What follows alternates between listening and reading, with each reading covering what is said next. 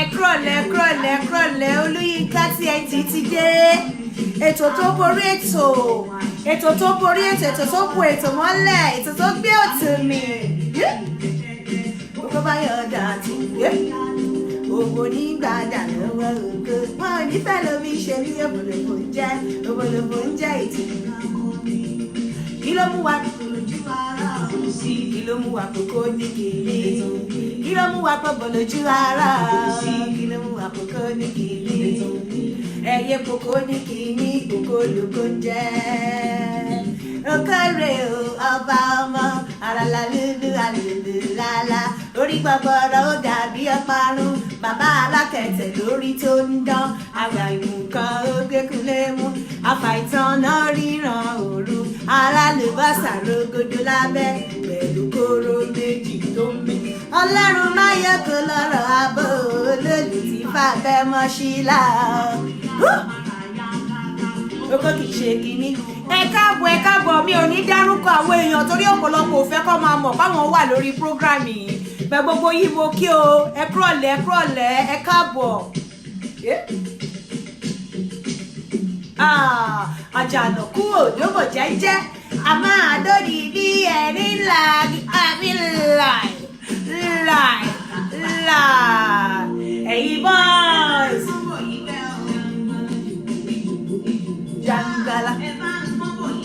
Jàngbàlà jùkú jàngbàlà jùkú ìjùkú.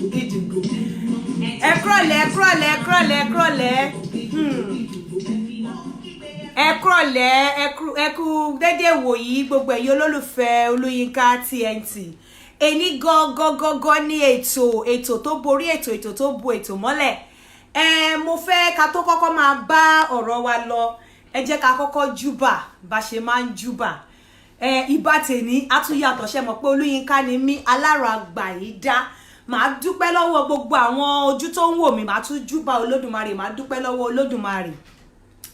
Màá yin Ọlọ́run o àwẹ̀, mi máa yan Ọlọ́run o jàre.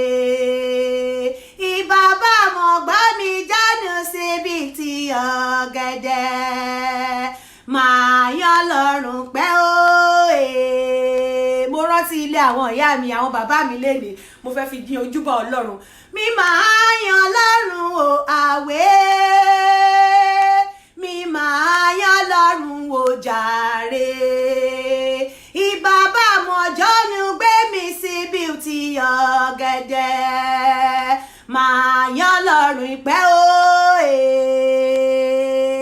Ẹ ṣé, ẹ káàbọ̀ sórí ètò yìí, fún gbogbo àwọn olólùfẹ́ mi. Mo dúpẹ́ lọ́wọ́ yín, mi ò ní tẹ́ lọ́wọ́ yín. Mo dúpẹ́ ojú tẹ́ fi ń wò mí, mo dúpẹ́ pé gbogbo ìgbà tí bá ń pè yín ó ní ẹ máa ń dá mi lóhùn. Màá wá fún yín ní eléyìí. Mo dé yá ṣọpẹ́ ẹlẹ́gbẹ́ mo ní o, mo dé yá ṣọpẹ́. Ọ̀ní kan ṣe lórí rèké mọ́ Olúbíọ́ní, èmi kan ṣe lórí rèké mo mọ̀, mo dé yá ṣọpẹ́ o. Gbogbo fans Olúyinká all over the world, mo dé yá ṣọpẹ́. Fún mi lésì ayọ̀, mo mọ̀ pé mi wá. Ọ̀ní kan ṣe lórí rèké mọ́ Olúbíọ́ní, èmi kẹ́ṣe lórí rèké mo mọ̀ pé mi wá o. Mo mú ọpẹ́ wá, mo mú yìn wá fún gbogbo àwọn tí bí ìbà yẹn ṣe máa rí lẹ́ni yẹn, bá ṣe máa dúpẹ́ lọ́wọ́ Olódùmarè nìyẹn. Mo tún mú ọpẹ́ wá fún gbogbo ẹ̀yin fans mi tẹ́ ń wò mí all over the world. ojú tẹ́ fi ń wò mí kò ní fọ́ o àsìkò tẹ́ fi ń wò mí náà Ọlọ́run ní jẹ́ kí ìbànújẹ́ kó jálù yín ní agbára Ọlọ́run gbogbo afúnfẹ́ ká mọ̀ wípé gbogbo nǹkan tá à ń kọ́ lórí bíbà yìí gbogbo ẹ̀yin tó ti ṣe láǹfààní mo dúpẹ́ meanwhile mo fẹ́ believe pé gbogbo àwa tá a wà ní orí platform yìí ní sáà àti àkókò yìí 18+ ni wá because this lecture and this program is strictly for adults 18+ ni ó wà lórí platform yìí ní sáà àti àkókò yìí ẹ má gbàgbé ní during the week mo sọ pé mo máa sọ̀rọ̀ lórí gbogbo àwọn ọkùnrin tó yan àlè níta àwọn obìnrin tí ọkùnrin yàn lálè níta tó dẹ̀ ti sọ fún wọn wípé òun ò ní fẹ́ wọn òun ò lè fìyàwó òun lẹ̀ kí ni nǹkan tí obìnrin lè ṣe kí ni nǹkan tí obìnrin ò gbúdọ̀ ṣe tí ilé irú àwọn ọkùnrin bẹ́ẹ̀ yẹn ò fi ní dàrú kí ni nǹkan tí àwọn ọkùnrin náà fi tán lè ṣe tí wọ́n sì máa maintain ilé wọn àmọ́ ká tó ṣe yẹn ṣe mọ̀ pé ní last week a lot of àwọn èèyàn ló get back sí mi nígbà tá a sọ̀rọ̀ ọkùnrin àtobìnrin ọ̀rọ̀ okó àtòbòyọ́ Ọlọ́run kó ṣàánú wa ọ̀pọ̀lọpọ̀ ilé ló ti dàrú ọ̀pọ̀lọpọ̀ àwọn ọkùnrin ló ń sunkún àsunrìn lábẹ́lẹ̀ ọ̀pọ̀lọpọ̀ àwọn obìnrin náà ló ń sunkún mo máa mú 1 or 2 things àwọn story bọ̀ ká tó kọ́kọ́ bẹ̀rẹ̀ ètò tèmi gangan mo fẹ́ ká bẹ̀rẹ̀ lórí ibi tá a parí sí ní last week mo fẹ́ play àwọn voices àwọn obìnrin jáde ká tó bẹ̀rẹ̀ ètò tòní máa play àwọn voice kan jáde pé ẹ jọ̀ọ́ ẹ bá mi fi ọkàn bá lọ máa play ẹ bá mi fi ọkàn bá lọ a máa sọ lórí prolactin ẹni tó ní prolactin tí kò jẹ́ pé kò lè lóyún máa play ohun tí doctor sọ advice tí doctor fún irú ẹni bẹ́ẹ̀ tó bá wà lórí line mo ti ní kó wò lẹ́yìn kó máa gbọ́ máa play ẹ̀ jáde irú ẹni bẹ́ẹ̀ máa play advice doctor máa play ohun doctor yẹn jáde ẹni tó bá ní prolactin too much of prolactin in the body tí ó kì í jẹ́ kóbìnrin lóyún torí nígbà yẹn obìnrin máa yọ ọyàn ó máa yọ omi lọ́yàn brain yẹn máa sọ fún body ẹ̀ pé ó wà lóyún ó nà sọmọ kò wá ní ovulate ó máa ní amenorrheal disease gbogbo ẹ̀ ni mo máa play jáde but before then mo fẹ́ ká gbọ́ àwọn ohun yẹn yín ọkùnrin ẹ wá gbọ́ o nǹkan tí obìnrin sọ fún mi rèé nígbà tí mo fọ̀rọ̀ wọ́rọ̀ lẹ́nu wọn wò pé kí ló lè fà tí wọ́n fi ní nífẹ̀ẹ́ ọkùnrin mọ́ débi wípé wọ́n máa lọ máa yàn àlè níta débi wípé wọ́n ní jẹ́ kọ́kùnrin fọwọ́ kàn wọ́n mọ́ kí ló lè fà tó fi lè jẹ́ pé kò sí nǹkan tọ́kùnrin yẹn lè ṣe wọ́n máa bọ́ta nínú marriage yẹn bọ́n ti ẹ̀ bọ́ta physically wọ́n á lọ máa dókòǹta wọ́n á dẹ̀ fi marriage yẹn ṣe figure ẹ gbọ́ ohun yìí mo fẹ́ kí ẹ̀yin tá a wà nílé mo fẹ́ ká ẹ listen dáadáa ẹ ṣé. Sister, how are you? I just want to find out from you. I know you don't understand Yoruba, but I want to find out from you as a person, as a woman. What can a man do to you that will make you stop loving the man? The moment he raises his hand to hit me or try and hit me in front of my kids, or even when my kids are not there. So would that make you want to pack out of the man's house? Yes. Would that make you to fall in love outside? Like, okay, find another love or something? When you're in a relationship, somebody may be giving you attention. The moment that happens, sometimes you console in people or male friends try to ask for their opinion, and some men try to prey on that. Maybe they've been liking you for a long time. So. And that can make you fall? Yes. Oh, and what again do I want to ask? If that makes you fall, would you lose respect, and would you still have conscience for the man, for your husband? The thing is, the moment he raises his hand to try and hit me, I'm going to leave the marriage because I don't find it safe for myself.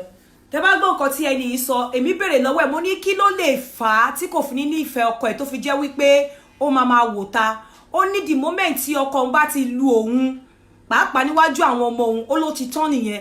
Mo wá ní ṣé ìyẹn máa jẹ́ kí ó wò ta débi wípé ó máa lọ máa cheat níta. Ó ní well, ó ní tóun bá lọ síta, ó ní ṣé mo mọ̀ pé téèyàn bá wà nínú marriage only there is tendency pé bí àwọn ọkùnrin kan ti ń fún ẹ lójú ní kọ̀rọ̀ only the moment ó bá ti rí wípé nǹkan kan ṣẹlẹ̀ sí ẹ báyìí ó náà máa lo advantage yẹn ó náà máa wá mo ní ṣé nǹkan tí ọkọ ẹ ṣe yẹn ṣó máa jẹ́ kó lose conscience ẹ ó ní yes ló máa jẹ́ kó lose conscience only the moment ó bá ti nà òun lòun á ṣe nǹkan tó ń fẹ́ ṣe níta only because kò sí conscience mọ́ kò sí heart mọ́ ẹ̀yin ọkùnrin ẹ gbọ́ o gbogbo ẹ̀yin ọkùnrin tẹ́ wà fond of pé kẹ́ máa lu obìnrin the moment ẹ bá ti lu obìnrin máa lose conscience ẹ tóbìnrin bá ń ṣe anything níta kò tiẹ̀ ní ronú ẹ ti lose respect yín ẹ tún gbọ́ tẹlòmíì mo sọ fún yín pé ètò ìní ó máa gùn díẹ̀ mi tí sọ nǹkan ta fẹ́ sọ lẹ́yìn rárá but mo fẹ́ kẹ́ gbọ́ nǹkan opinion àwọn obìnrin ẹ tún wá gbọ́ opinion àwọn ọkùnrin lórí àwọn obìnrin opinion àwọn obìnrin ni mo ṣì ń play yìí.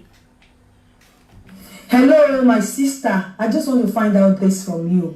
Kí ni ọkùnrin lè ṣe fún yín tí ó fi jẹ́ wípé ẹ ní nífẹ̀ẹ́ mọ́ tẹ́ pé ìfẹ́ yẹn ti tán tẹ́ mọ̀ pé ó ṣe eléyìí ó ti tán.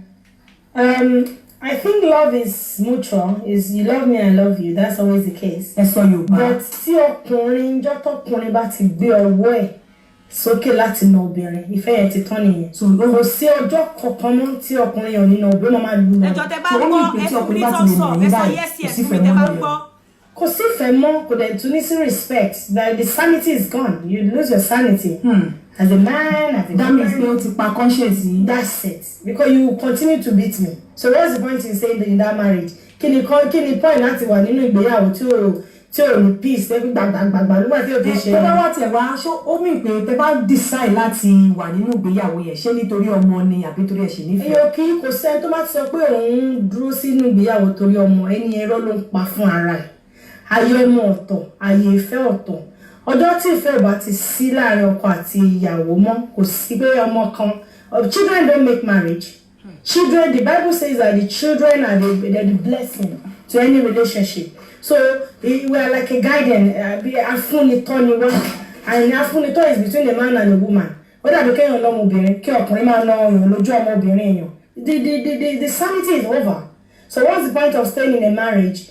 People are not No, people should not be staying in a marriage because of their children. People should stay in a marriage because there is a love. Because it's the love no matter transfer to make up a family. That's my opinion. Ẹ ṣe ti gbọ́ yẹn eléyìí náà ní tí ọkùnrin bá na òun nítorí ẹ mọ̀ pa ṣe mọ́ a máa ń mú lọ fún mọ̀ ń mú ọ̀rọ̀ ẹ lọ síbi pé kí ló máa ń fà tí obìnrin máa ń jáde obìnrin tó ń yàlè ṣe ti gbọ́ nǹkan tó sọ tọkùnrin bá ti na òun ó ló ti tán ó ní kò sí sanity mọ́ ó lóun ò lè ti torí ọmọ jókòó sínú marriage ó ní ìjọ tí ọkùnrin bá ti na òun kò sí sanity mọ́ ìjọ náà ni conscience òun ti kú ìjọ náà ni kọkùnrin yẹn gbàgbé pé love wà tóun bá ti ẹ̀gbà ń nubẹ̀ ó kàn wá ń bẹ̀ àfigọ́ ẹ́ ní nǹkan tóun ṣe ń ta ẹ ti gbọ́ tóbìnrin méjì mi kí tó play tóbìnrin kan sí mo á fẹ́ kẹ́yìn obìnrin kẹ́ listen attentively kẹ́ gbọ́ tọkùnrin eléyìí wà very pathetic ọ̀pọ̀lọpọ̀ àwọn ọlọ́pẹ́ pé mo máa sọ mi ò ní play ẹ̀ but mo fẹ́ play eléyìí kẹ́ ẹ mọ̀ yín obìnrin bóyá irú ìwà báyìí bóyá ó da nígbà tí ọkùnrin bá ti wà lọ tó ti ń dọjú alẹ́ pẹ̀lú yín bóyá irú ìwà yìí dá mo fẹ́ kẹ́ ẹ gbọ́. Hello, Yinka TNT. Ẹ káàsán àǹtí wa o mo gbádùn ètò yín o ọ̀rọ̀ tí mo bí mi tẹ̀lé sọ ń pa ẹ̀ ní pé ẹ jọ̀ọ́ ǹjẹ́ kí ló lè fà tí obìnrin tí wọ́n bá ti di wọ́n ti wà ní ọkọ tipẹ́ tọ́dẹ̀ ti wọ menopause kan ṣe náà wọ menopause ṣé yẹn ní pé kọ́ máa jọ ní ẹjọ́ tẹ bá ń gbọ́ ẹ sọ yes fún mi. ìkíní tó di pé tó bá ti di pé ọ̀rọ̀ àjọṣepọ̀ wa ti máa wáyé báyìí bí èpè bí ègún ni wọ́n máa ń ṣe fún àwọn ọkùnrin ẹ bá wa bèèrè lọ́wọ́ àwọn ìyá wa yẹn torí pé èèyàn 50 ìyẹn ò mí ní pé kó máa lájọṣepọ̀ ìyẹn ò mí ní kó máa make love ìyẹn ò mí ní pé kó máa jẹ́ soulmate but eléyìí wọ́pọ̀ jù láàrin àwọn èèyàn wa especially àwọn obìnrin ègún náà ń fi ẹnu wọn gé fún ọkọ tó obìnrin bá dẹ̀ wà tó wà ní ọkọ tó ń gégùn fún ọkùnrin àsìkò tí wọ́n fẹ́ ra wọn tó yẹ kí wọ́n bí ọmọ fúnra wọn tó yẹ pé gbogbo ìgbà yẹn wọn ráyè wọ́n ń tọ́jú ọmọ lọ́wọ́ ọmọ dẹ̀ ti dàgbà wọ́n ti graduate university tó yẹ pé àsìkò yìí kọ́ máa ń gbádùn ọjọ́ alẹ́ wọn kọ́ mọ̀lẹ́sì gbádùn kọ́ máa lọ káàkiri kọ́jọ wà soulmate wọ́n á wá jẹ́ kí èṣù àbí nǹkan mi kókó sínú ayé wọn fẹ́ pé ọ̀rọ̀ tó ń jáde lẹ́nu wọn tó bá tẹ̀ tí ọ̀rọ̀ tẹ̀ fẹ́ máa gbọ́rọ̀ alájọṣepọ̀ yìí wọ́n fẹ́ máa gbọ́ sétí ṣé wọ́n fi ṣẹ́ ni ṣé oúnjẹ ni oríṣiríṣi èdèkedè ló máa jáde lẹ́nu wọn ẹ jọ̀ọ́ ẹ bá bẹ̀rẹ̀ lọ́wọ́ àwọn ìyá yẹn kí la lè ṣe tí wọ́n lè correct ara wọn. ọmọ náà ń gbọ́ bẹ́ ṣe ń sọ yìí. àwọn ọmọ tẹ̀ ń pariwo yìí náà tí wọ́n bá dàgbà tí wọ́n bá lọ lé ọkọ wọn ẹ sẹ́ni bá wọn lọ lé ọkọ wọn. àwọn náà ń gbọ́ bẹ́ ṣe ń sọ yìí. ọkọ tẹ pati tẹ kó gbogbo lọ́ọ̀fù yín tẹ kó lórí ọmọ lọ́nà lè sì máa jókòó tì. àwa kẹ̀dẹ̀rẹ́ àwọn ọkùnrin bólúwa ṣe dá wa ó dá wa ń dá yí pé àpàní wa kò sí nǹkan tá à lè ṣe fóbìnrin tó bá wà lọ́wọ́ wa kò sí nǹkan tá à lè ṣe tóbìnrin bá nífẹ̀ẹ́ obìnrin kò sí nǹkan tí ò lè rà fún mìíràn bọ̀ tó bá ti di pé òní bá bẹ̀rẹ̀ sí gégùn fún ọkọ ẹ̀yin náà wo implication rẹ̀ láyé àtijọ́ àwọn ìyá wa àdúrà àbí nǹkan báyìí náà fi ń borí ọkọ wọn lé tọkọ wọn bá ń bínú àwọn táàgá wọn táàgá ń pè iná kẹ̀lẹ́rẹ́ tẹ bá rí nínú wọn gan lára wọn wà presentable torí pọ́n ti 50 yóò nílùú kan máa ṣoge. ẹni yìí sọ pé ẹni ìgbà tó bá mi sọ̀rọ̀ kó tó rí ìkọdẹ̀ ó ní ṣe ni obìnrin òun máa ń gbéhùn ṣépè tóun bá ti béèrè pé káwọn dóra wọn olóde ń dún òun ó ní kí bá òun sọ fún gbogbo ẹ̀yin ayé pé ẹ gbà wọ́n o èpè tí obìnrin ń ṣẹ́ fáwọn lórí pé èpè yìí ẹ kò lè rò pé bí ọjọ́ alẹ́ làwọn wà èwo dọ̀rọ̀ èpè all the time ẹ tún gbọ́ tẹlòmíì eléyìí tí ẹ ń fìbínú sọ̀rọ̀ ni. Hello, Yinka TNT. One of your good fans. Yeah. Nípa question tó bí nípa ọ̀rọ̀ àwọn obìnrin. Màá náwẹ̀ sí àwọn obìnrin Yorùbá torí àwa Yorùbá ló yẹ ká bára wa sọ̀rọ̀. Àwọn obìnrin Yorùbá tó wà ní diaspora wọ́n yẹn wùwà these days. Kò yẹ anybody. Ìwà wọn ò tiẹ̀ bá kò tiẹ̀ bá tóbìnrin gidi mu mọ́. Torí ó dàbẹ̀ ni pé gbogbo òbò tó gbé sábẹ́ yẹn ó máa ń jọ wọ́n lójú gan. Àwọn ọyàn àti òbò tó gbé sídìí yẹn ó máa ń bí ìgbà tí wọ́n gbé góòdù síbẹ̀ ni wọ́n dẹ̀ mọ̀ pé ayé ti kọjá bẹ́ẹ̀ sí i. Ìwọ máa lọ kíálẹ̀sì pẹ̀lú ọkọ ẹ àbí bọ̀bọ̀ ẹ sí i. Àwọn young boys wọ́n ti àwọn young girls jàre wọ́n ti gbé lọ tipẹ́tipẹ́. Àwọn kìnìún wà ń ta báwọn gan fẹ́ ṣe kọjá owó bí wọ́n ṣe ń rò. Tí wọ́n lọ ń fọkàn ṣakọ nínú ilé tó ń sọ pé kiri náà ní kò gbé dín yẹn kò gbogbo yẹn wá káwọn dógbò yẹn tó jẹ́ pé pọ́pọ́sọ ṣe fẹ́ sílé nìyẹn tó ń ṣakọ. Tó ọkọ tẹ́ ẹ kó ti fòwò ṣe léṣe kó tó jáde ilé gan tó bá máa jáde gan kò lè rí kankan wò. A ní adélé tán alóhùn fẹ́ bẹ́ẹ̀ ṣeré wàá máa wò bí ẹran orí ẹ̀mí àti ẹ̀tì ẹ̀ bọ́ sórí bẹ́ẹ̀dẹ̀ àwa làtọ́ lẹ̀ bí ìgbà pé màálù mi kò tí ẹ̀ ní sí romance kò ní sí ọgbọ́n kò sí kissing kò sí everything a ní ṣàṣe nǹkan tó fẹ́ ṣe kò máa kò fi nílẹ̀ ṣàṣe nǹkan tó fẹ́ ṣe kò fi nílẹ̀. Ṣé ìwà ni wọ́n gbé gbogbo yẹn ṣé bí lọ́ọ̀fù ṣe máa lọ náà nìyẹn. Ilé ìwé àbáyọ wọn àtọ́pẹ́ ẹjọ́ ń gbélé bí ìkútí àti ológbòdì ọ̀tá ní gbogbo wọn ọ̀tá wọn ṣọ̀rẹ́ rárá. Jọ́ ni àwọn obìnrin Yorùbá yẹn tó fẹ́ change wọ́n lè continue gbogbo rubbish tó ń ṣe yẹn mẹ́ wọ́n láti change wọ́n láti bọ́rí wọn sọ̀rọ̀ ṣé àwọn ọkọ wọn lé pé oúnjẹ àti òbò kò gbọdọ̀ wọ́n kùnrin lọ́wọ́ mi obìnrin tó wá lọ fún òbòṣàbọ̀ àti oúnjẹ sọ́kọ̀ ẹ̀ ó ti gbóúnjẹ ààrẹ fàlẹ́fàjà jẹ nìyẹn o gbogbo ayé pálapàla tóbìnrin máa ń ṣe kìíní sí ó ti kọjá tó bá yá gan àwọn obìnrin yẹn máa sọ fún wa ní ká tó dóbò wọn káwọn ti ní ká máa gbowó ká tó mọ yẹn wọn so bá tó bá wọn sùn gan àwọn máa gbó lọ́wọ́ wọn tó bá ṣọ́ra kọ́ obìnrin ní India báyìí obìnrin ló máa ń sọ dárí ọkùnrin so àbálọ wọn rò pé bóyá ọkùnrin ló wá yé ìyá ọkùnrin ló ti dáràn lọ́wọ́ yìí ẹ ti ṣì ẹ change ẹ láti change ìwà rere lẹ̀ṣọ́ ènìyàn ẹ láti change ẹ̀yin obìnrin Yorùbá mi ò fẹ́ mọ àwọn obìnrin mi ò torí a kò sí international àwa ti bá wọn fa Yorùbá woman wọn worst àlẹ́ láti bá wa sọ̀rọ̀ kí rèsì wa má lọ tán gbogbo àwọn ọkùnrin ti lọ fẹ́ àràtà àdùdè fẹ́ra wa mọ́ torí ẹrù ara wa ń bà wá kí ló dé ẹ̀rẹ́ kí rèsì wa parẹ́ ni ẹ lọ change wa yìí o kẹ́ wà dáadáa o ok ọlọ́wà wà pẹ̀lú gbogbo wa o so Yinka àbọ̀dí ọ̀rọ̀ tèmi lélẹ̀ bye. ẹ ṣe sà mo rò pé ẹ ti gbọ́ eléyìí ọ̀rọ̀ pọ̀ tí bá ní pé kí n máa sọ ilẹ̀ aṣọ ilẹ̀ amọ́mí tí ẹ ti bẹ̀rẹ̀ topic rárá but àwọn ọkùnrin wọn jẹ́ kí n gbádùn bẹ́ẹ̀ náà làwọn obìnrin nǹkan tí oníkálukú dẹ̀ ń sọ ni wípé àwọn nǹkan treatment ìmí à ní ìyàwó òun èpè ló ń gbé òun ṣẹ́ obìnrin mi à ní I've never seen a Nigerian men dẹ̀ ló máa ń sábà ṣe kinní yẹn ẹ máa bá obìnrin tẹ́ ń bá sùn ẹ máa pè ní aṣẹ́wó ẹ máa pe obìnrin ní aṣẹ́wó Nigerian men ló máa ìwọ tó ń pe obìnrin láṣẹ́wó ò ní tìjú aṣẹ́wó bímọ fún ẹ wà obìnrin tó máa pè láṣẹ́wó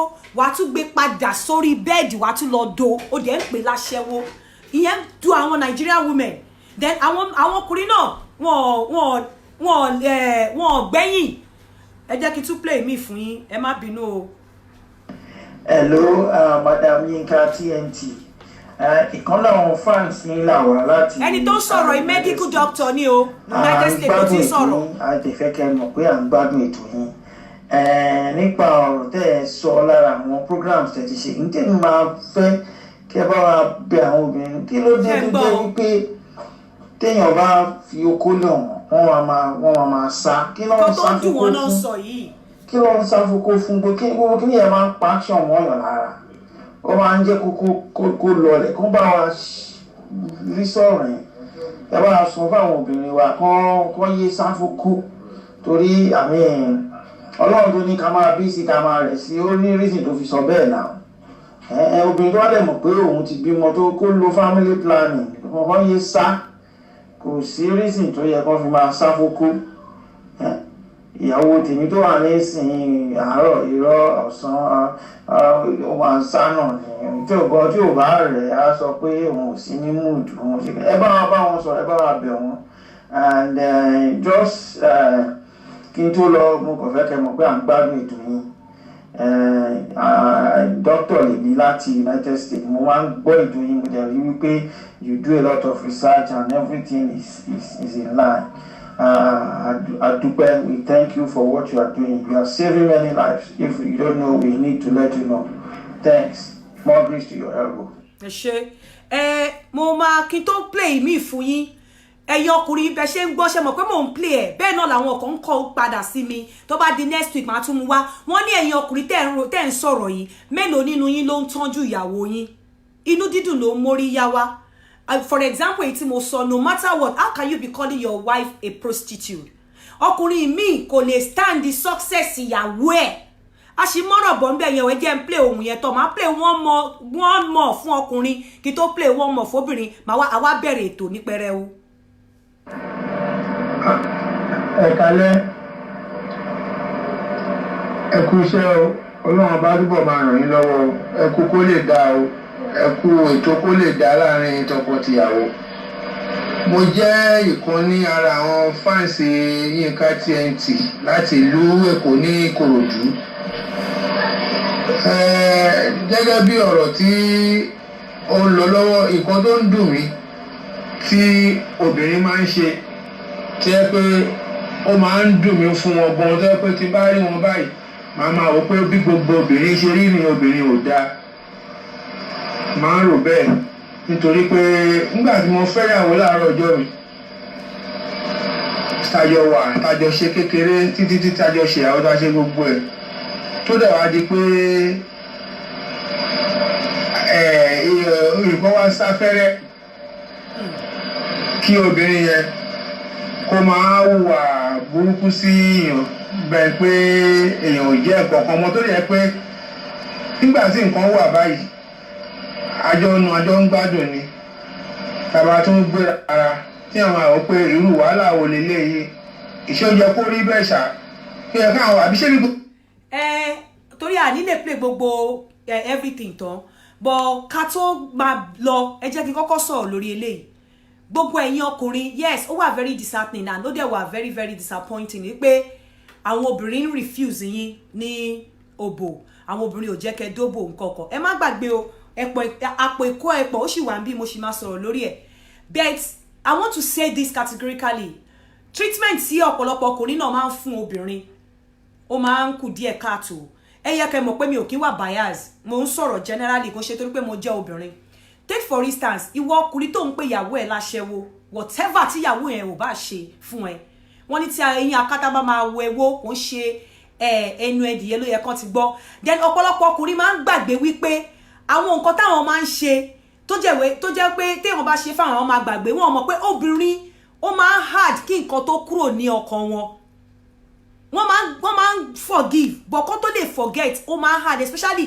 obìnrin tó fẹ́ sílé tó fẹ́ ní ṣùlọ́kà tó gbé ọwọ́ sókè tó ń nà ìwọ gógó tó ń nà obìnrin number one ó ti gé success ẹ ó ti gé nǹkan ẹ ó ti gé ìgbéga ẹ ó ti gé sí kúkúrú for beating a woman then number two ọkùnrin mi ò kí lè stand the success ìyàwó wọn tí obìnrin bá wà successful ó máa ń jẹ́ headache fún ọkùnrin mi èmi ti rẹ́ jẹ́ pé ó lójúmọ́jú báyìí gbogbo àwọn tó wà ráńdẹ̀ mọ̀ wípé ó ń lara ìyàwó ẹ̀ ṣùgbọ́n wọn a máa sọ fún yín pé òun ò kí ń lara sẹ́ẹ̀ even a blind person tó ń gbọ́ ọ̀rọ̀ a máa wò lára pé ó ń lara woman yìí á dẹ̀ máa lóhùn ò lára ẹ̀ èmi ti rí dẹ́ni tó sọ fún ìyàwó ẹ̀ pé nǹkan tó ń ṣe ìjáwọ́ ń bẹ̀ o ò lè wà successful èmi ti gbọ́ rí mo ti rí pé ìyàwó ẹ̀ ń ṣe nǹkan ń lọ síwájú dẹ̀ sọ pé jáwọ́ ń bẹ̀ o ò lè wà successful ó dẹ̀ ń sọ fún nígbà tí ẹnu wá pọ̀ tó wá fọwọ́ sí ó wá sọ fún ìyàwó yẹn pé ó kàn fọwọ́ sí láti mẹ́nu ayé kúrò ní o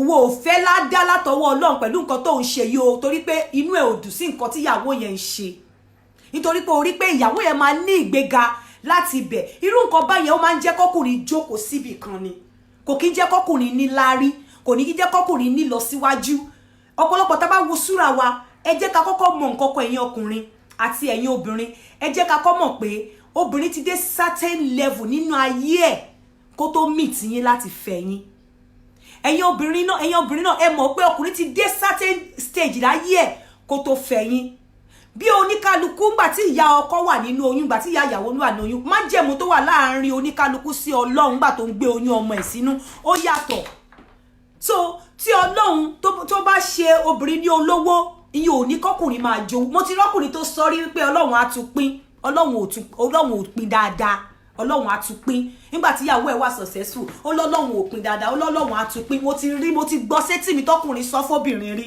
pé Ọlọ́run á tún pín Ọlọ́run ò pín dáadáa ó ti wá gbàgbé pé kádàrá yàtọ̀ mo máa ń sọ kíní kan mo ní òrìṣà ńlá made us according to the philosophers according to philosophers or according to philosophy subjects tí mo ṣe wọ́n ní òrìṣà ńlá made us Olódùmarè gave ẹ̀mí pé òrìṣà ńlá ló mold wa Olódùmarè ló fún wa ní ẹ̀mí and Olódùmarè sent us to the kingdom to Ajala kingdom he sent us to Ajala kingdom the giver of Ori according to nǹkan tí philosophy sọ the giver of Ori is Ajala whatever Ori you chose in Ajala kingdom òun ló mú wá sáyé tó bá mú orí pé gbígbéga àbí orí pé kíní wá sáyé àbí orí pé kò lówó jọkọ ẹ lọ orí tó mú ní Ajala kingdom nìyẹn òun ló gbé wá sáyé so ẹnikẹ́ni òde wà ń bẹ́gbà tó ń choose orí ẹ lájàlá kingdom why tí ọkùnrin ṣe máa jowú pé obìnrin wà successful tó ṣe jẹ́ problem fún wọn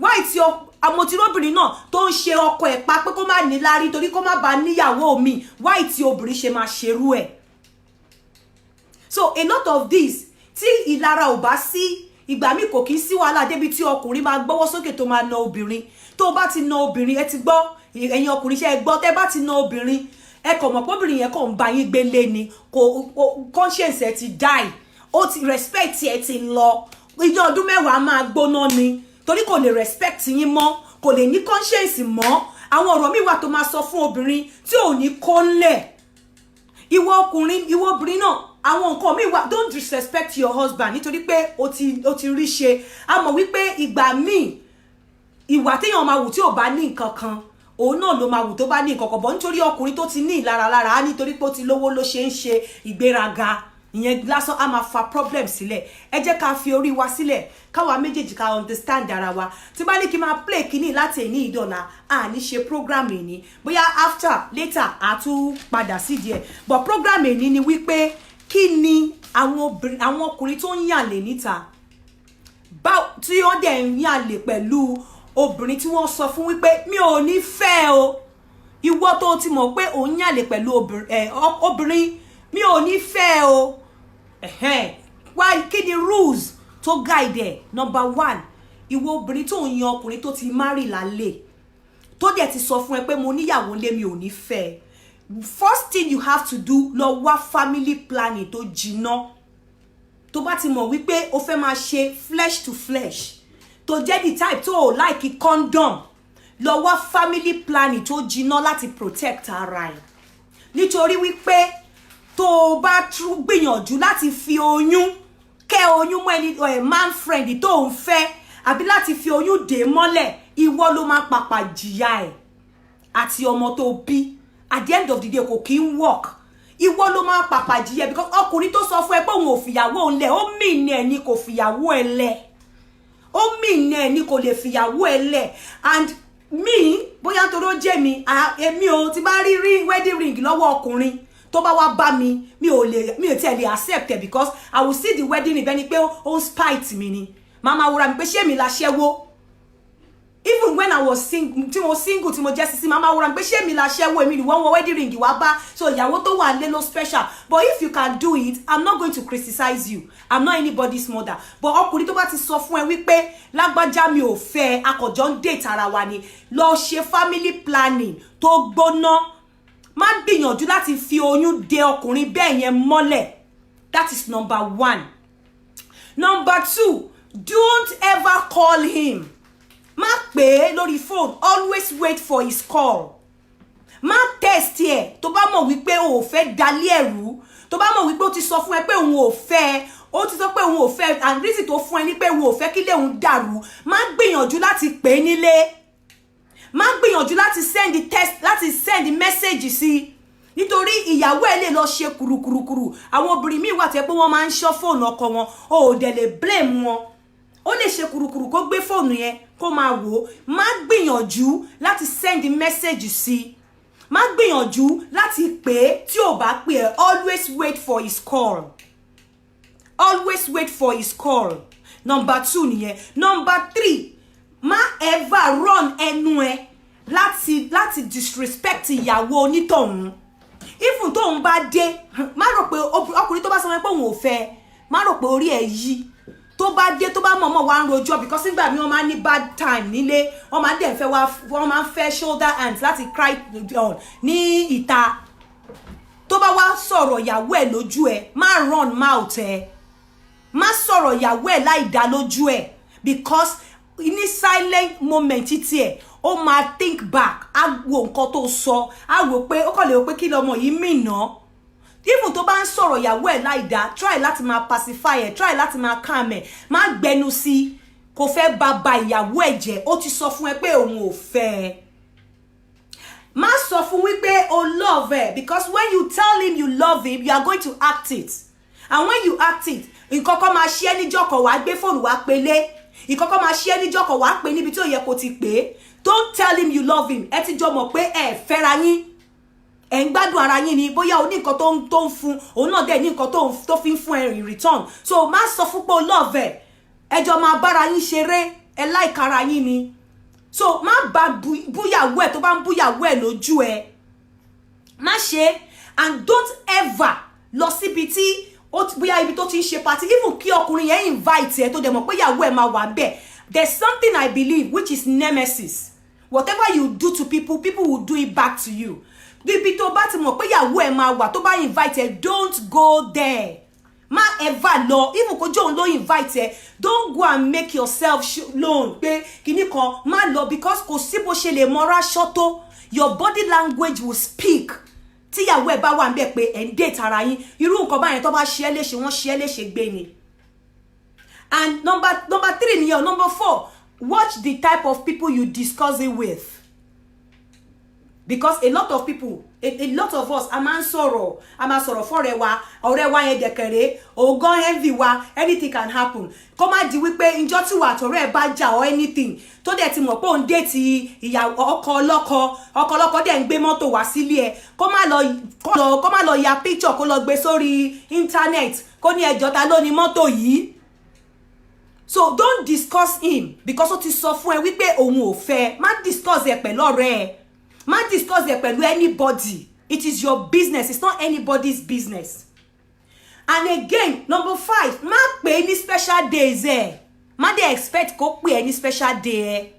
Maybe on his birthday, don't expect him to call. Don't call him on his birthday because it's expected that he's going to be with his family. Níjọ́ birthday, ó máa wà pẹ̀lú àwọn ọ̀rẹ́, kò dẹ̀ fẹ́, ó dẹ̀ ń ṣe nǹkan ẹ̀kọ́ deadly ni. Má pè níjọ́ birthday, jẹ́ kó pè ẹ́.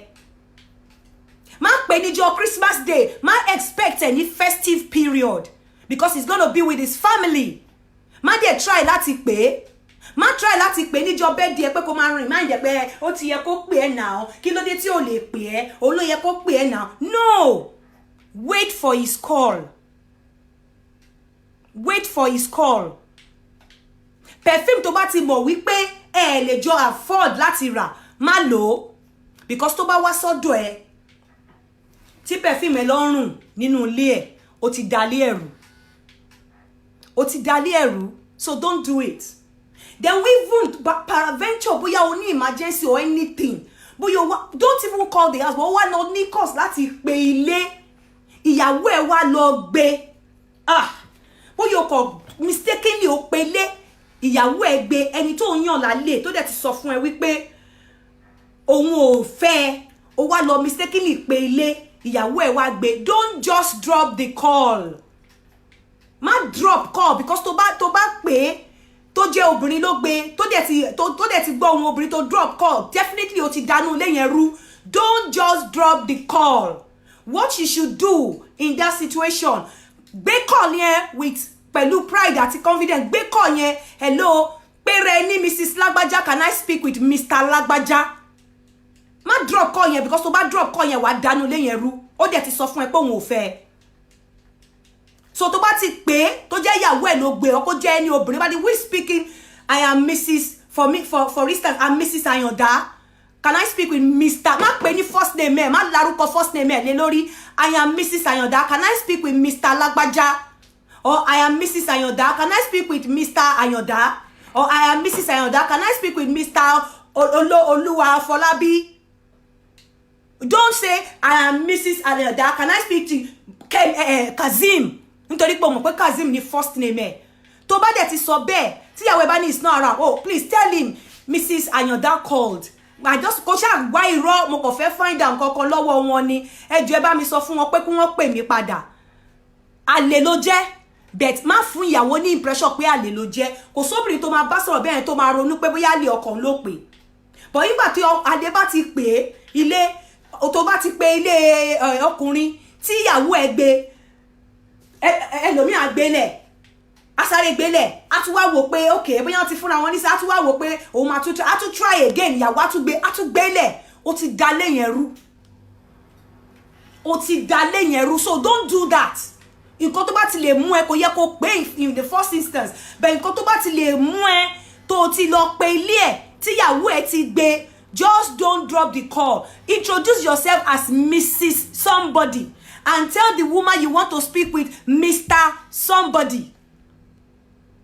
Tí ó bá dẹ̀ ní kò sílé tó bá lè bẹ sọ tó bá gbé call fún ọkùnrin pé wọ́n gbé pé Mrs. Lágbájá ń pè wá dẹ̀ ra sọ fọ́kùnrin yẹn pé èmi ni mo ń sọ̀rọ̀ gbọ́ ìyàwó ẹ̀ ló gbé a máa sọ̀rọ̀ later pam wá dẹ̀ drop call má bá sọ̀rọ̀ don't engage in any kini. But tó bá dẹ̀ jẹ́ wípé ìyàwó ẹ̀ sọ pé kò sí around so when he comes oh please let me tell him sir let me tell him pé Lágbájá call o pé mo máa pè wọ́n padà nǹkankan ìyàwó ó ti cool any tension tí ó bá lè ṣẹlẹ̀ ní ẹ̀ tó bá jẹ́ pé kò ń ṣe kò fẹ́ dídì da inú ilé yẹn rú ó ti suppress tension yẹn ó ti suppress tension yẹn then ẹni tó bá sọ fún ẹ pé òun ò lè fẹ́ tó wá sílé tó dẹ̀ mọ̀ wípé òun àti ìyàwó ẹ̀ wà nílé jọ nítorí Ọlọ́run tó bá wá sílé ẹ̀ lálẹ́ má fi oúnjẹ lọ má fi oúnjẹ lọ nítorí tó bá fi oúnjẹ lọ tó bá délé tí ò bá lè jẹun wàhálà ṣẹlẹ̀ tó bá jẹ́ the type tíyàwó ti ṣe wàhálà láti sóúnjẹ lẹ̀ fún tó wá ní oúnjẹ tó wá ló ti yó níbo ló máa lóhun ti jẹun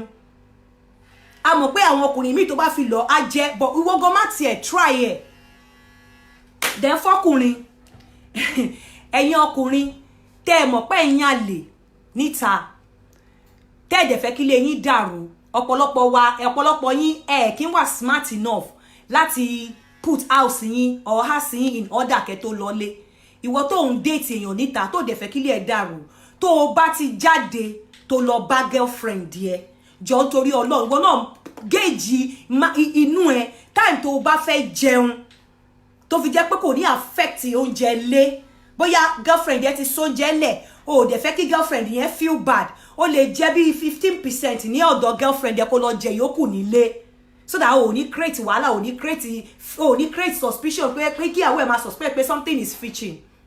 Then two tó o bá ti dó girlfriend yẹn tán ìfà tó bá ti ń dé ilé girlfriend yẹn máa bọ́ ṣẹ̀tì ẹ lẹ́sẹ̀kẹsẹ̀ bọ́ ṣẹ̀tì ẹ lẹ́sẹ̀kẹsẹ̀ because number one o ní fẹ́ kí ṣẹ̀tì ẹ rún number two o ní fẹ́ kó wo ara ẹ kán rí lipstick kán rí powder kán rí anything bọ́ ṣẹ̀tì ẹ lẹ́sẹ̀kẹsẹ̀ kó hang ẹ bọ́ singlet ẹ because it's white kó hang ẹ. Let me tell you àwọn obìnrin kan wà very smart irú èmi mo mọ òórùn spam àwọn obìnrin kan wà very smart so eléyìí ni doctor recommend wọ́n ní pé torí tó o bá dóbò tán tí spam bá jáde tẹ́yìn bí ní pé spam ìbẹ̀wò mi is semen tó bá jáde tán àwọn kan sì máa kán sínú wọ́n sì wà láàrin oko so tó bá dó obìnrin débi wípé o spam obìnrin yẹn make sure pé kó o tó délé o tọ̀ because tó bá ti tọ̀ ìtọ̀ yẹn á flush àwọn ìtókù láàrin oko á flush ẹ̀ out make sure pé o tọ̀ tó bá ti mọ̀ wípé o lọ yànlè o dẹ̀ ti do níta make sure pé tó bá ti ń wọlé lọ o tọ̀ because ìtọ̀ yẹn á flush kíní yẹn jáde á ti flush semen á flush sperm tó kù á flush ẹ̀ jáde kó tó délé so tó bá ti délé because ó ṣeé ṣe kó torí tó bá ti wọ pátá sperm yẹn tó kù láàrin oko tó bá tọ̀ á ṣe sí ara pátá ìyàwó dẹ̀ lè lọ mọ̀ ó lè jẹ́ pé nígbà tó bá ti gbàgbé ara tó ti ń bọ́ra níwájú ìyàwó á ní kí leléyìí torí sperm máa fún ṣòkòtò ó máa fún pàǹtì ẹ ní sáì ó máa fún ní kinní ni so ó bẹ́tà kó o tọ̀ ó bá ti tọ̀ kó tó délé àṣírí ẹ̀ ti bò kò níwọ̀n pé ó ti dóbò níta then number 2 ó is advisable tó bá ń lọ sílé àlè especially ibi tó máa ti mọ mọ́tò ẹ̀ pé kó má gbé mọ́tò lọ tó bá dẹ̀ máa gbé mọ́tò lọ make sure you park very far away because a rí àwọn ọkọ tó máa rí mọ́tò tó máa pè yàwó lé níbo lọkọ yín wà mọ́tò ọkọ yín ni mo wà lóhun ni mo rí bíbà yín sìn yín so wàá lọ park mọ́tò sí mo sá fún ẹ tó níbi tí àwọn èèyàn púpọ̀ ò ti ní rí or better still kó má gbé mọ́tò lọ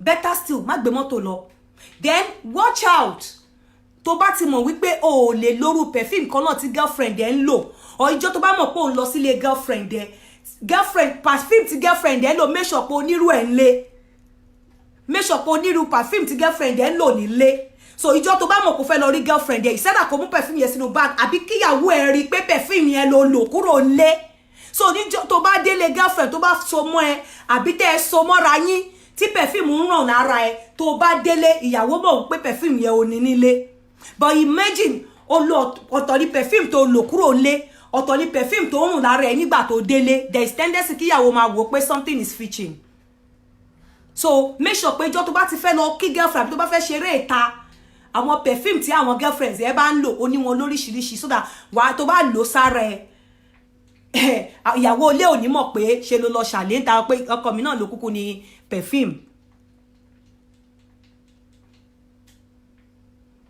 ọkọ mi náà ló kúkú ní perfume ẹ má bínú fóònù ring ni o ọkọ mi náà ló kúkú ní perfume then finally ṣọ́ra fún ọtí mímu I want to tell you a story story yẹn wà recorded wọ́n ní kí n play ẹ̀ pé kẹ́ gbọ́ but time ti ń lọ mo ti ń pẹ́ jù máa fi ẹnu sọ arákùnrin kan ó lọ sílé àlè so bó ṣe lọ sílé àlè ìyàwó ilé ẹ̀ ti ń suspect pé ó ń yàn àlè yẹn so yẹn máa ń ṣọ́ tó bá ti di pé ó yẹ kó dé kò dé ó máa ń ṣọ́ arákùnrin yẹn dẹ̀ ní ọ̀rẹ́ ọkùnrin kan tọ́jọ́ close ó wá lọ sílé àlè níjọ́ tá à ń wí ló bá ó ṣáà lọ ó ti wá mu ó ti ta díẹ̀ ó ti mọtí so bó ṣe mọtí ó wá test ìyàwó ilé ẹ̀ pé kò gbé call ó dẹ̀ ti mọ̀ pé the next person tí ìyàwó ilé máa pè ní ọ̀rẹ́ òun ó wá ṣe test pé kóun send message sí ọ̀rẹ́ òun pé pé kó jọ o tíyàwó òun bá ti pè o kó sọ pé àwọn ní kinní kan ní ọ́fíìsì ni o àwọn ṣe gbádàgbodò lọ́fíìsì ni o pé kó má ṣàlàyé fún ibi tóun wà nǹkan kan bó ṣe ṣáṣe send test báyìí ọwọ́ ìyàwó ilé ni test dúró ló lọ straight ó mistakenly ó send test síyàwó nítorí pé ó ti mu ọtí yó so ìwọ tó bá ń yàlè níta tó bá tiẹ̀ máa mu ọtí tó bá máa take alcohol alcohol máa ń da nígbà mi just little alcohol máa ń da láti step up díẹ̀ tó bá fẹ́ dóbò just little tó bá dẹ̀ ti mọ̀ pé o ti wà under the influence of alcohol mind your mouth ó bẹ́tà tó bá délé kó má sọ̀rọ̀ torí nígbà míì ẹ máa lọ sọ̀rọ̀ tó kíníkan ò ní mọ̀gbà tó máa lọ sọ̀rọ̀ sọ́wọ́ ìyàwó nígbà tó ti wà under the influence of alcohol ò ní mọ̀gbà tó máa lọ sọ̀rọ̀ wàá kọ́ lọ sọ̀rọ̀ sọ́wọ́ ìyàwó nǹkan tí ò yẹ kó sọ wàá lọ sọ then ìwọ obìnrin má plan life ẹ pẹ̀lú married woman má plan life ẹ pẹ̀lú married man.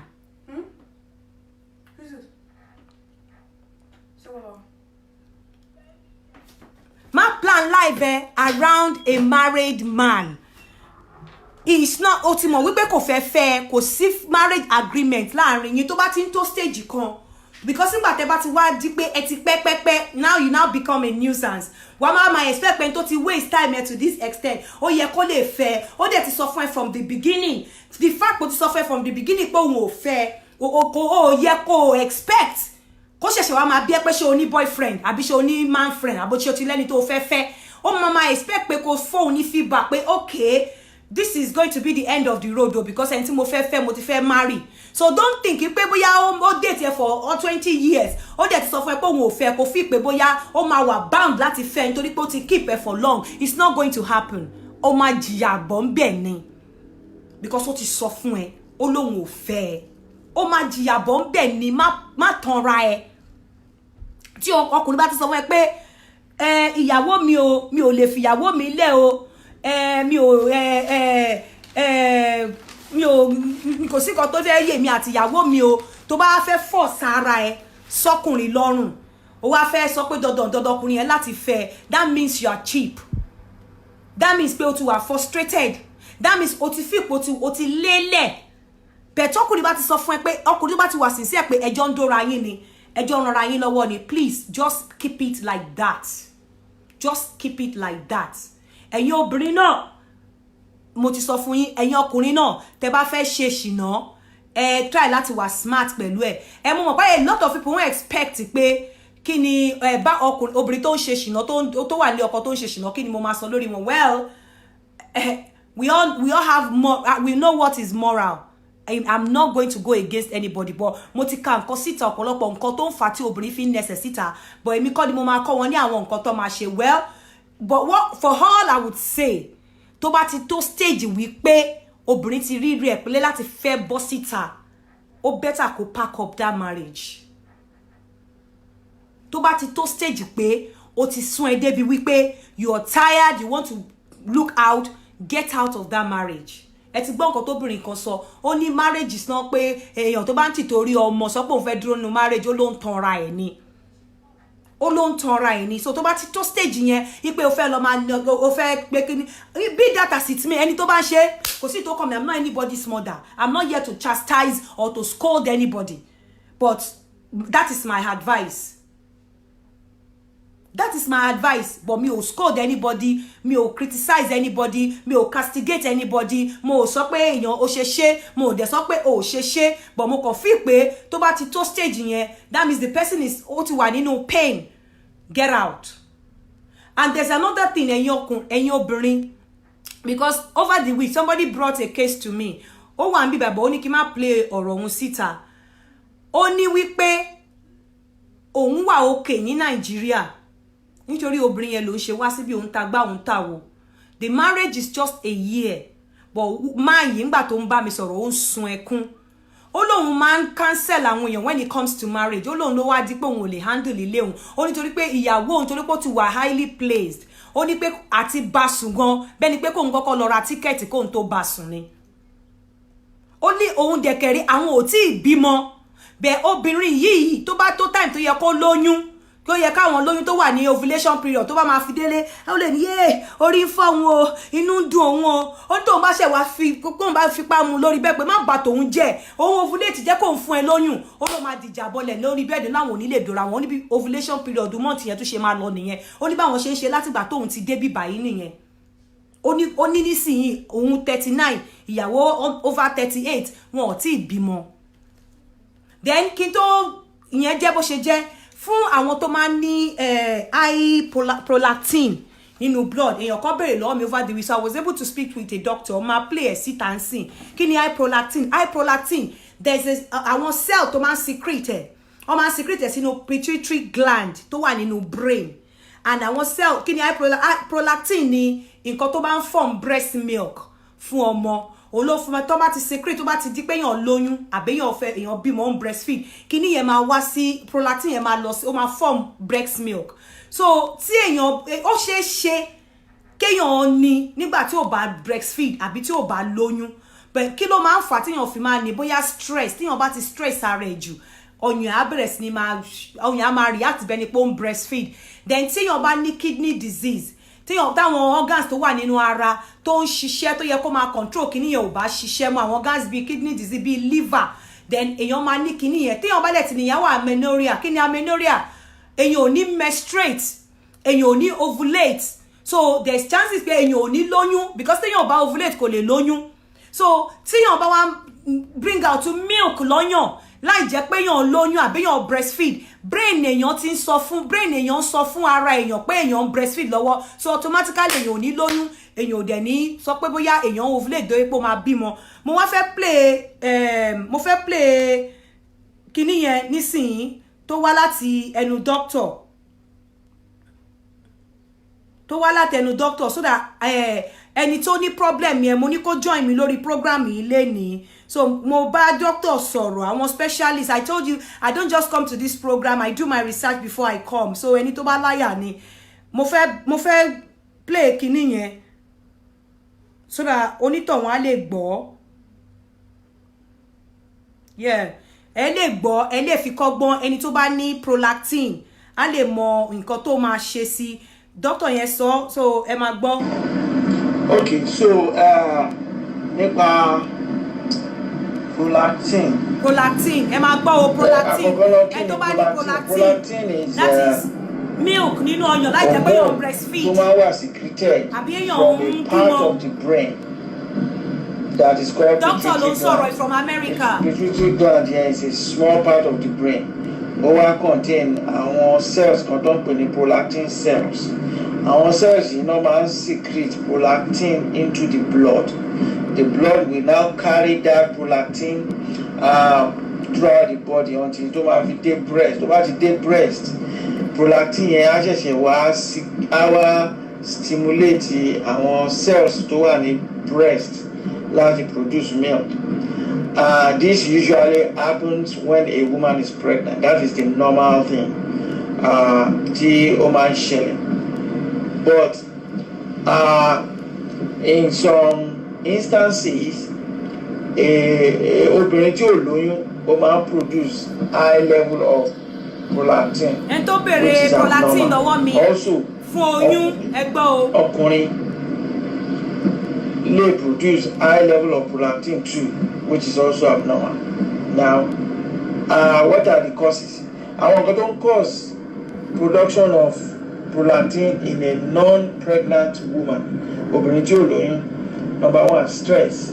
Téèyàn bá wà stressed, all the hormonal system ó lè go haywire, and one of the hormonal system that can be affected náà ni prolactin. So prolactin can get high with stress. Prolactin can get high with exercise too. Téèyàn bá exercise, prolactin exercise rigorous exercise mo sọ yìí o. Rigorous exercise can destabilize the hormonal system in the body. Another thing, to cause high prolactin production in thyroid diseases. That is, tí èèyàn bá produce low thyroid, which is called hypothyroidism. Ìyẹn náà máa cause production of prolactin, high prolactin in the body. Another cause ni medications. Àwọn medications kan wà tí èèyàn bá ti lo àwọn medications yẹn wọ́n máa cause production of high prolactin. Yes. Most of these medicine are medications tí àwọn tó ní wèrè lára tó máa ń lò, antipsychotic medicines. Àwọn tó ní àrùn ọpọlọ bíi tó ní schizophrenia, tó ní paranoia, gbogbo àwọn kan bẹ́ẹ̀ àwọn yẹn oògùn tó ń lò ó máa ń cause high prolactin.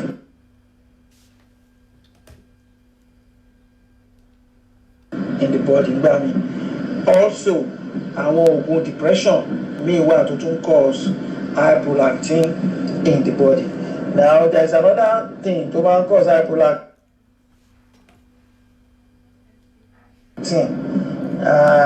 Ẹ̀mọ̀gbẹ́lẹ̀ kan yẹn mo sọ wípé àwọn cells tó ń produce prolactin wọ́n wà ní anterior pituitary. Àwọn cells yìí wọ́n lè become tumor, meaning pé wọ́n lè bẹ̀rẹ̀ sí ní grow excessively, and the more tó bá ṣe ń grow excessively yẹn náà ló máa produce excessive hormone prolactin, and prolactin yẹn náà it will get into the blood and be carried to the breast, all the mama cause production of milk. The other thing to man cause high prolactin in the body, or not the kidney disease. Now, the kidney disease, kidney do man filter out. Doctor ló sọ̀rọ̀ yìí olórí prolactin. After they have done their work. Prolactin. Yes.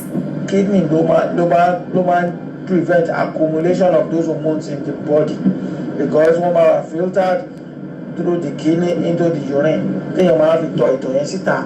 So ìtọ̀ téèyàn ń tọ̀ síta yẹn ó ní a lot of hormones and other substances tí kidney ti remove from the body. Now tí kidney ò bá ṣiṣẹ́ ẹ̀mọ́, tí ò bá lè filter àwọn hormones yẹn, they will continue to accumulate to the point tó jẹ́ pé wọ́n á bẹ̀rẹ̀ sí ní wá máa affect breast láti produce milk. Now kí ni àwọn symptoms, kí ni àwọn nǹkan téèyàn máa rí lára ẹni tó ní high prolactin? Tó bá jẹ́ pé obìnrin tí ò lóyún, nǹkan téèyàn máa kọ́kọ́ ní pé ọyàn yẹn àkọ́kọ́ tóbi. Tó bá yá ọyàn yẹn á máa bẹ̀rẹ̀ sí ní máa produce milk. Ẹni tí ò tọ́mọ ń sìn tí milk ń jáde lọ́yàn ẹ̀ téèyàn àwọn ẹlòmíì ẹ̀kọ́ rí pé ṣẹ́ẹ̀tì wọn níwájú níbi ọyàn méjì jákànrin àárín fún milk wọn ọ̀dẹ̀ ṣẹ̀ṣẹ̀ bímọ wọn fọ́mọ lóyún. So that is prolactin ló ń ṣiṣẹ́. Now tí èèyàn bá ti ń produce high prolactin kò ní lè ovulate. That is why tó jẹ́ pé àwọn tó ń lóyún tó ń tọ́mọ lọ́wọ́ tó bá ń fọmọ lọ́yàn, as long as wọ́n bá ń fọmọ lọ́yàn yẹn wọn ò ní rí nǹkan oṣù, wọn ò ní lóyún. Ẹ̀kọ́ ṣe ń gbádùn topic tó ń sọ yìí of prolactin. Téèyàn ò bá dẹ̀ ovulation láyé èèyàn yẹn ò lè menstruate. Ovulation ló máa kọ́kọ́ ṣẹlẹ̀ 14 days lẹ́yìn tí ovulation bá ti ṣẹlẹ̀ náà ni menstruation máa ń ṣẹlẹ̀.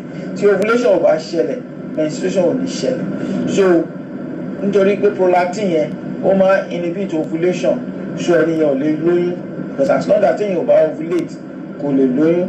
Téèyàn ò bá dẹ̀ ovulate náà kò lè rí menses yẹn. So ẹni yẹn wá ní nǹkan tó ń pè ní amenorrhea, meaning wípé absence of menstruation, kò ní menstruate.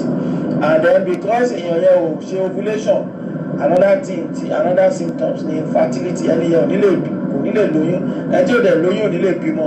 So infertility is another problem.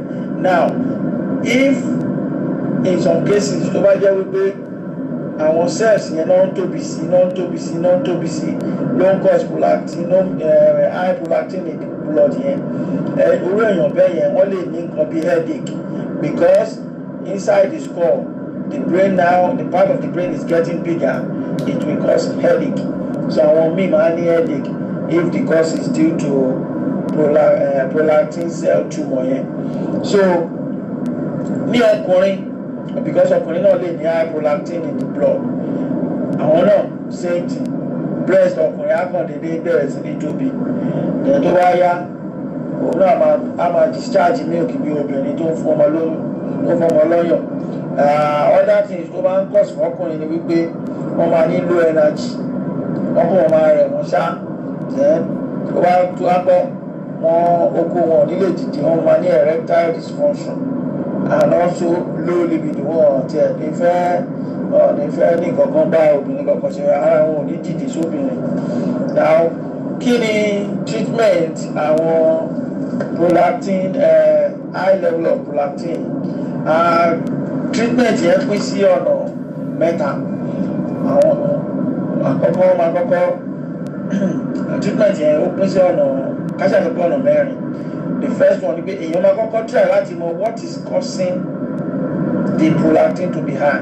If the problem is kidney disease, then you have to treat your kidney disease for that thing to go away. If the problem is stress, you have to remove stress in your life. If the problem is too much exercise, you have to reduce your exercise for everything to come back to normal.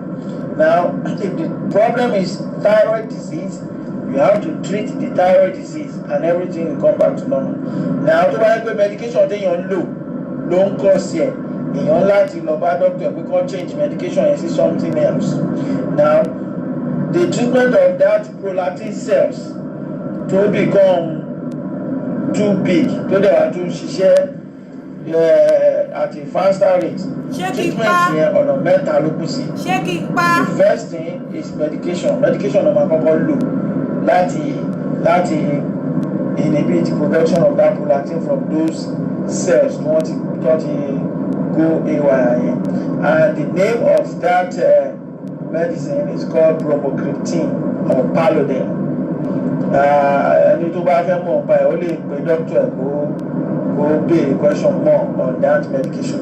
Now, if the tumor in the brain is so big that it's causing headache and medication is not even working, then èèyàn lè ṣe surgery àwọn surgeon wọ́n á lọ sínú brain wọ́n á lọ gé díẹ̀ kúrò ní ara.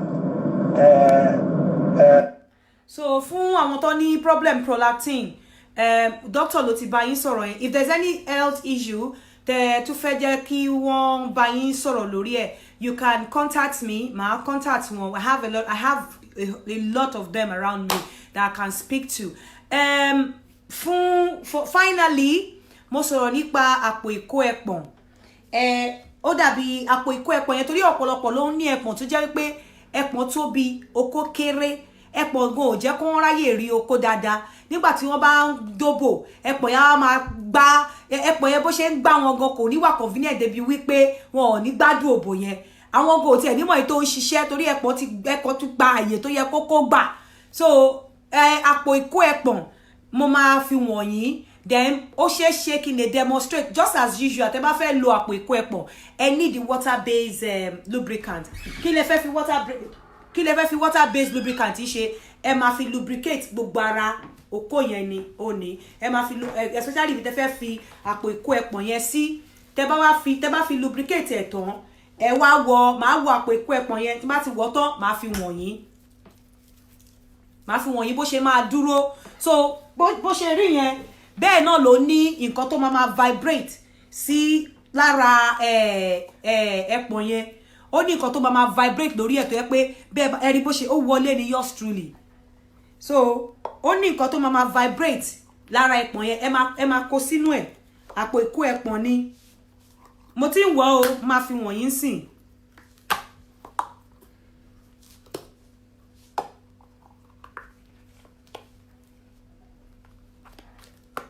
Oh my God. Meanwhile, eléyìí orí bí ló yẹ kó wà. Ó ló máa wọ̀ sínú ẹpọ̀n yìí. Má ṣe.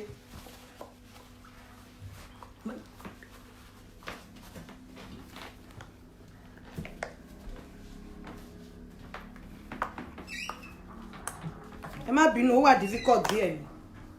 Mo dẹ̀ ti wọ̀ tẹ́lẹ̀ o, mo tún yọ ni.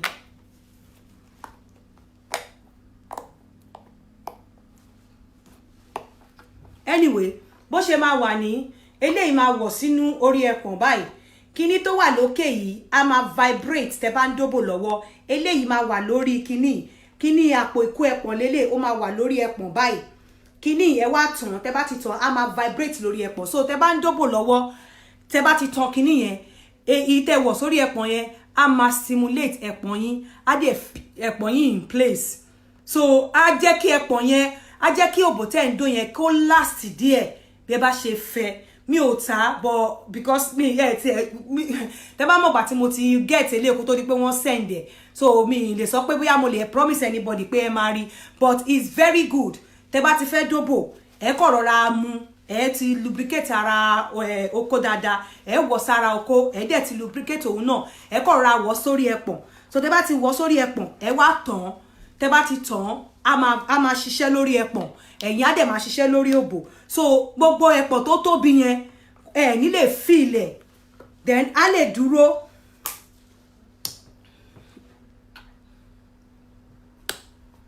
Ó ní torí pé mi ò rí wọ̀ dáadáa ni bó ṣe máa wà rèé, bó ṣe máa wà lórí ẹpọ̀n rèé. Ó ní vibrator lélẹ̀, ẹ kọ́ ra tàn, á máa ṣiṣẹ́. Ó ní ó máa cover ẹpọ̀n ni, á dẹ̀ ó máa wà lórí ẹpọ̀n báyìí, lábẹ́ báyìí. Vibrator wà lórí, á máa ṣiṣẹ́.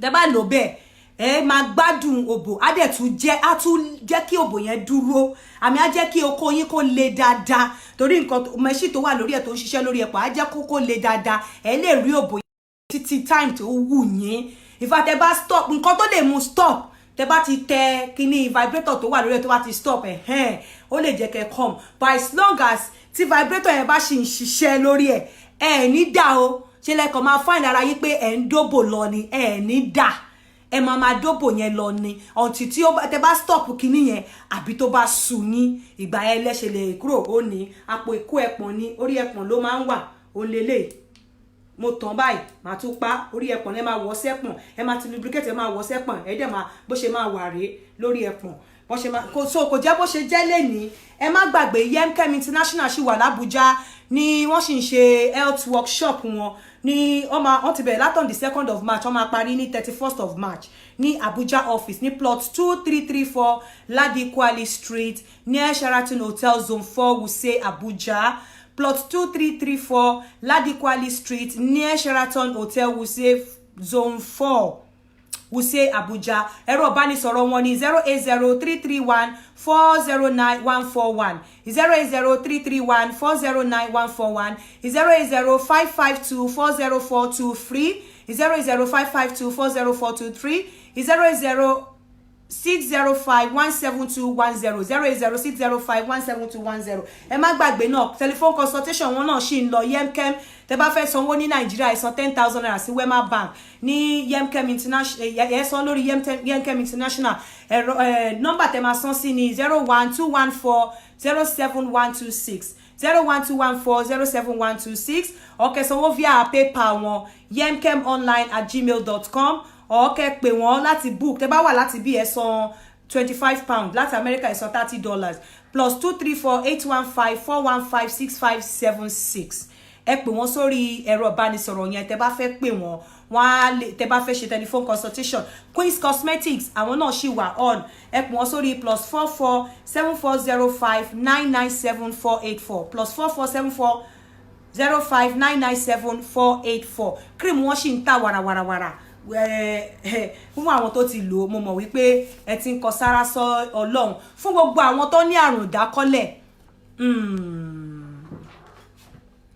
ẹ pè mí sórí plus 44-7404-851234 plus 44-7404-851234 ẹ má gbàgbé gbogbo àwọn tó ti ní ìlànà ìdákọ́lẹ̀ bèbè mi ìfẹ́ sọ̀rọ̀ lórí bèbè yẹn ẹni tó bá nídìí bèbè àti nǹkan tó tẹ̀lé ẹ pè mí lẹ́yìn kí n ṣàlàyé ẹ̀ fún yín kó ṣe nǹkan tá a máa sọ lórí ojú táyé báyìí ẹni tó bá nídìí ẹ pè mí lẹ́yìn lórí plus 44-7404-851234 tó ló ti wà available bọ̀ ẹni tó bá nídìí ẹ pè mí lẹ́yìn ẹ má jẹ́ ká sọ ń bí gbogbo ìta ti sọ lẹ́nìí ẹ má gbàgbé ẹ̀yin ọkùnrin ètò tàbá yín ẹmu ẹ̀yin obìnrin náà the same thing tó bá di next week a máa sọ lórí cuddling báwo la ṣe ń cuddle báwo la tiẹ̀ ṣe ń ask obìnrin out kí ni àwọn nǹkan tá a gbọ́dọ̀ ṣe tá a bá ask obìnrin out kí ni nǹkan tó yẹ ká ṣe báwo la ṣe ń ṣe tó bá di next week then báwo la ṣe ń ṣètọ́jú obìnrin kí ni obìnrin fẹ́ a máa sọ ní next week lágbára Ọlọ́run mo ti pẹ́ gan lórí ètò yìí ẹ ṣé gbogbo ẹ̀yin olólùfẹ́ mi wá ní forin lọ orin tí mo fẹ́ lọ lénìí ó yá kárẹ̀lé ẹlẹ́gbẹ̀ẹ́ mo ní ó yá kárẹ̀lé òṣùpá ń relé àti sùn ọjọ́ bí relé àná ó yá kárẹ̀lé èdèrè olóye ó yá kárẹ̀lé ẹlẹ́gbẹ̀ẹ́ mo ní ó yá kárẹ̀lé yéyé mi kí kẹ́mi máa sùn sájò àdúmọ́ràdán máa dé mi lọ ojú ìrọ̀ mi